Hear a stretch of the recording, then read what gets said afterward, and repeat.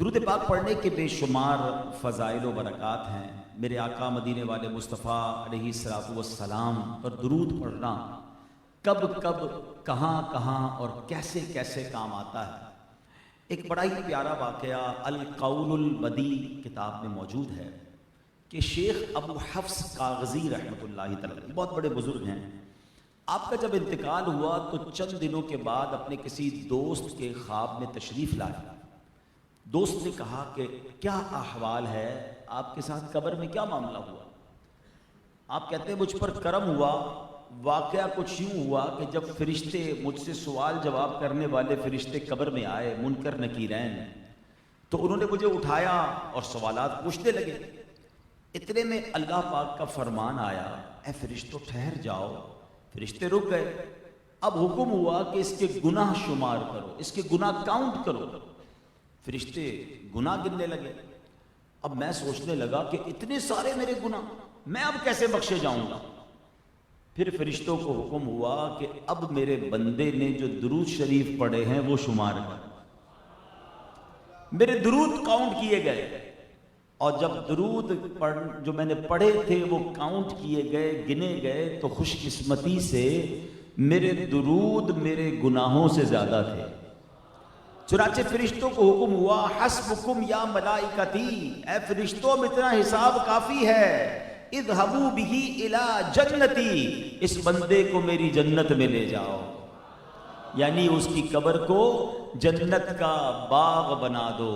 اب پتہ یہ چلا کہ گناہوں کے مقابلے میں درود پاک کو کاؤنٹ کیا گیا، درود زیادہ تھے، بخش دیا گیا۔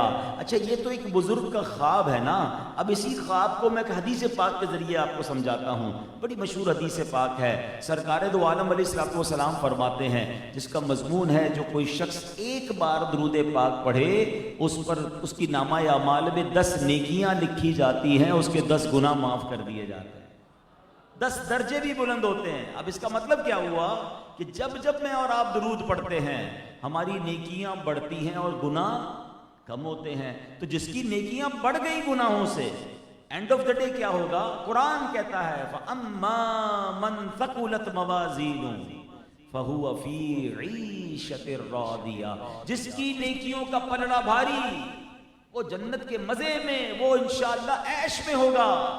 تو اس کا مطلب یہ ہوا کہ درود پاک اگر کثرت سے پڑھ لیے جائیں تو انشاءاللہ قبر بھی جنت کا باغ بنے گی، اور اللہ نے چاہا قیامت کے دن جنت کا پروانہ ہاتھ میں مل جائے گا۔ اب آپ کی مرضی ہے، اب ہماری مرضی ہے، اب کتنا درود پاک پڑھتے ہیں۔ اب خود غور کر لیں کہ میرے گناہ زیادہ ہیں یا درود زیادہ ہیں۔ تو پلیز اپنی نامہ اعمال میں ڈھیروں نیکیاں لکھوانے کے لیے درود پاک کو اپنا معمول بنائیے۔ میں بھی نیت کروں، آپ بھی نیت کریں کہ انشاءاللہ کثرت کے ساتھ درود پاک پڑھیں گے۔ ذات والا پہ بار بار درود، بار بار اور بے شمار درود، گورے بے کس کو شمع سے کیا کام، ہو چراغے سرے مزار درود، قبر میں خوب کام آتی ہے، قبر میں خوب کام آتی ہے، بے کسوں کی ہے یار غار درود، اے حسن خار غم کو دل سے نکال، اے حسن خار دل کو، خار غم کو دل سے نکال، غم زدوں کی ہے غم گسار درود۔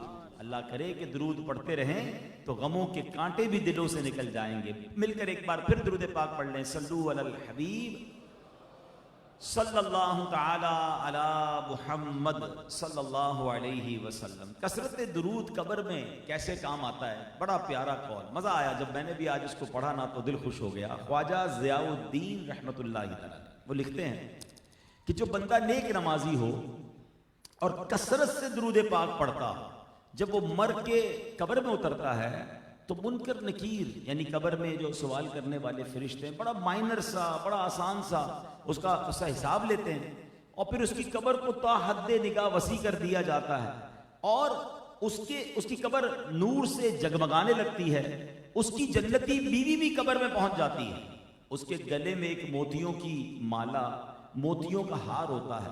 جب یہ بندہ اس ہار کی طرف اشارہ کرتا ہے تو وہ ہار ٹوٹ جاتا ہے، اور اس کی زوجہ کہتی ہے پریشانی کی بات نہیں، ہم مل کر موتیوں کو چن لیتے ہیں۔ دونوں میاں بیوی قبر میں ان نورانی موتیوں کو چنتے ہیں، اور جتنی دیر موتی چنتے ہیں چنتے چنتے ہی قیامت آ جاتی ہے. یعنی قبر کا جو طویل سفر ہے، جس سے اللہ راضی ہو، جو اللہ کے حبیب پر درود پڑھنے والا ہو، اس کے لیے وہ اتنا صحیح ہو جاتا ہے کہ موتی گرے ہیں اور چنے ہیں، اسی میں سفر پورا ہو گیا اور قیامت طاری ہو جاتی ہے. اور جن پر عذاب ہوگا، جن کی قبر میں سانپ اور بچھو ہوں گے، ان سے ایک ایک منٹ نہیں کٹے گا. کہتے ہیں نا تکلیف کے دن بڑے ہوتے ہیں، راحت کے دن جلدی گزر جاتے ہیں. سکون کے ٹائم بندہ کہتا ہے تھوڑا اور مل جائے، اور تکلیف میں بندہ بار بار گھڑی دیکھتا ہے کہ یہ کب وقت پورا ہوگا.